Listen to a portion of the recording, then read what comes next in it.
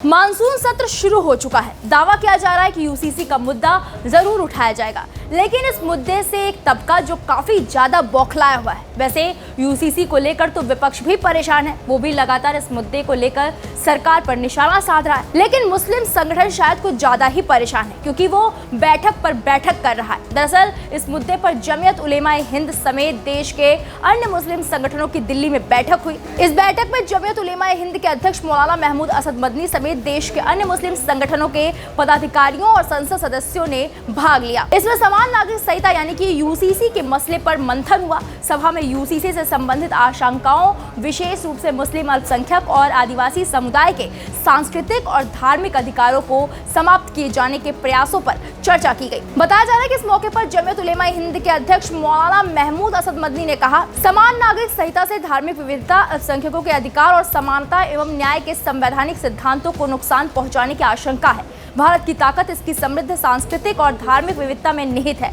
अगर देश में समान नागरिक संहिता को लागू किया गया तो इससे देश की विविधता को नुकसान पहुंचेगा। मौलाना मदनी ने मुस्लिम समुदाय के अधिकारों और हितों की रक्षा करने की आवश्यकता पर भी बल दिया। वहीं इस मौके पर सुप्रीम कोर्ट के वकील एमआर शमसाद ने पावर पॉइंट से समान नागरिक संहिता के संभावित नुकसान पर विस्तार पूर्वक प्रकाश डाला। उन्होंने अपने तर्कों से ये भी साबित किया कि ये कानून मुस्लिम महिलाओं के लिए भी हानिकारक है। वकील एमआर शमसाद ने उदाहरण देकर समझाने का प्रयास किया कि मुस्लिम पर्सनल लॉ यानी कि शरिया एक्ट के तहत पूरे परिवार के भरण पोषण का भार पति या पिता पर लागू होता है, लेकिन जिस समानता के आधार पर समान नागरिक संहिता लाई जा रही है उससे भरण पोषण का भार पत्नी या मां पर भी समान रूप से लागू हो जाएगा।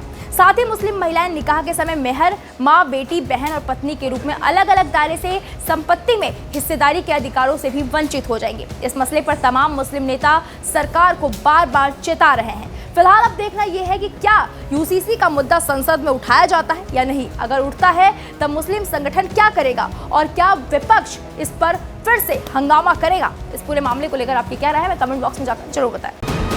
वीके न्यूज, राष्ट्र के नाम।